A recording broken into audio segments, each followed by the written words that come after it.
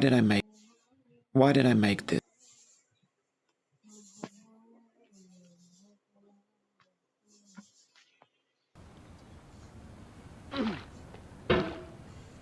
Oh, you...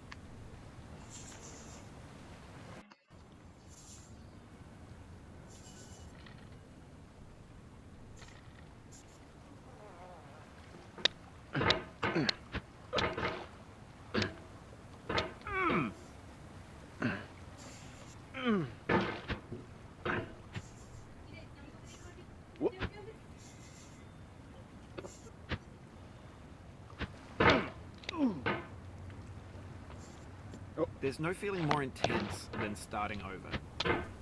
If you deleted your homework the day before it was due, as I have, or if you left your wallet at home and you have to go back after spending an hour in the commute. If you won some money at the casino and then put all your winnings on red but it came out black. If you got your best shirt dry cleaned before a wedding and then immediately dropped food on it. If you won an argument with a friend and then later discovered that they just returned to their original view. Starting over is harder than starting up. If you're not ready for that, like if you've already had a bad day, then what you're about to go through might be too much. Feel free to go away and come back. I'll be here.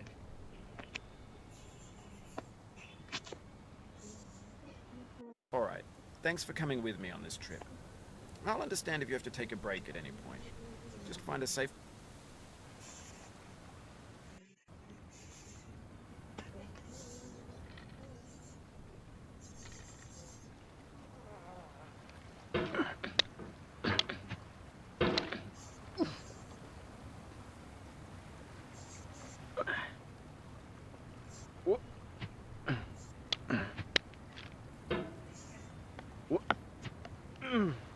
There's no feeling more intense than starting over.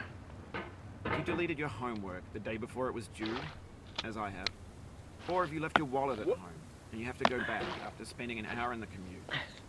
If you won some money at the casino and then put all your winnings on red but it came up black. If you got your best shirt dry cleaned before a wedding and then immediately dropped food on it.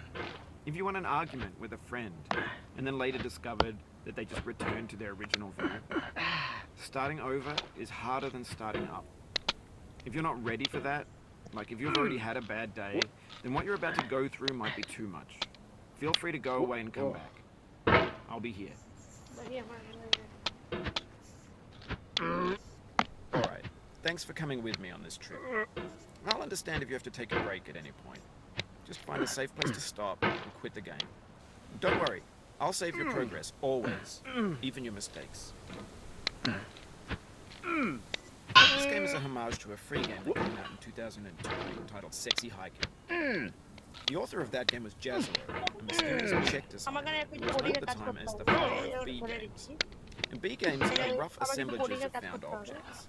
Designers slap them together very quickly and freely, and they're often too rough and unfriendly to gain much of a following. They're built more for the joy of building them than as polished products.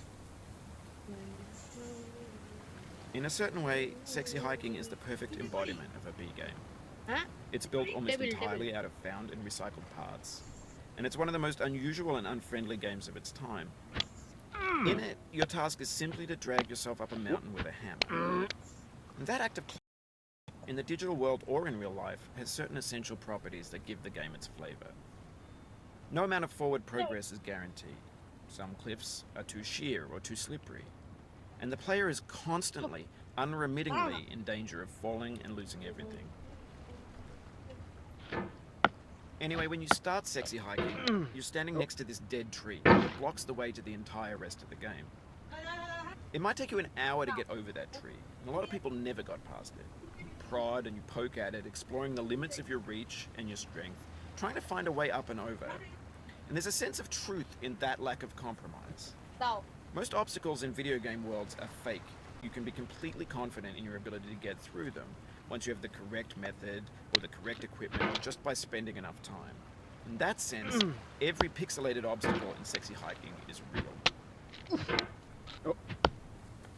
The obstacles in Sexy Hiking are unyielding, and that makes the game uniquely frustrating. But I'm not sure Jazzo intended to make a frustrating game. The frustration is just essential to the act of climbing, and it's authentic to the process of building a game about climbing. A funny thing happened to me as I was building this mountain. I'd have an idea for a new obstacle, build it, test it, and it would usually turn out to be unreasonably hard. But I couldn't bring myself to make it easier. It already felt like my inability to get past a new obstacle was my fault, as a player rather than as a builder. Imaginary mountains build themselves from our efforts to climb them, and it's our repeated attempts to reach the summit that turns those mountains into something real. When you're building a video game world, you're building with ideas, and that can be like working with quickset cement. You mold your ideas into a certain shape that can be played with, and in the process of playing with them, they begin to harden and set until they're immutable, like rock. And at that point, you can't change the world, not without breaking it into pieces and starting fresh with new ideas.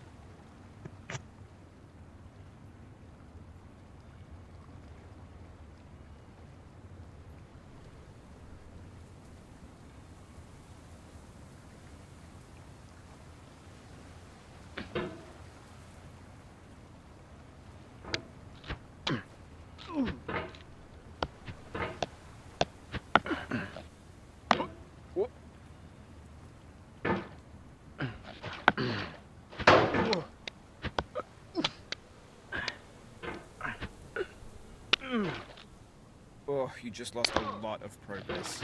That's a deep frustration, a real punch in the gut.